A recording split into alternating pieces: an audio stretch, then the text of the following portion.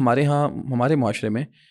کچھ درود معروف ہیں ان کو پڑھا جاتا ہے، یعنی لوگ مسنون الفاظ کو چھوڑ کے ان پہ لگے ہوئے ہیں، باقاعدہ ان کی ایک تعداد متعین مقرر کی جاتی ہے، ان کی فضیلتیں بھی لوگوں نے گڑھی ہوئی ہیں. مثلاً درود تنجینہ ہے یا کوئی لکھی ہے، کوئی تاج ہے، نام بھی باقاعدہ رکھے گئے ہیں. تو کیا یہ الفاظ یا اس طرح کی جو چیزیں معروف ہیں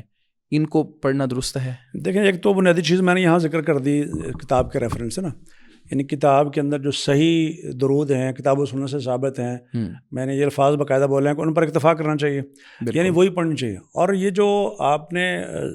ذکر کیا کہ یہ اس قسم کے نام رکھے گئے ہیں، تو یہ نام احادیث کے اندر تو موجود نہیں ہے، الفاظ لوگوں نے اپنی طرف سے بنائے ہیں، اور وہ اکثر و بیشتر جو ہیں وہ کچھ تو اسلامی عقائد کے خلاف ہیں، یعنی وہ ایسے الفاظ ہیں جو یہاں کے عقائد تھے برصغیر پاک و ہند کے، اور اس کو لوگوں نے درود بنا کے جو ہے وہ پیش کیا. اور چونکہ ہم اجمی لوگ ہیں تو اجمیوں نے وہ درود بنایا ہیں، تو اس میں وہ عربی زبان میں بھی بعض دفعہ بیش بار اس میں غلطی ہیں، جیسے کہ پہلے بھی میں نے تھوڑا سا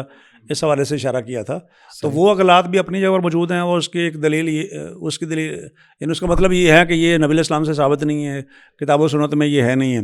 اور دوسری بات یہ ہے کہ جو عقائد کے خلاف آتے ہیں تو وہ تو بالکل اس کی اجازت نہیں ہونی چاہیے.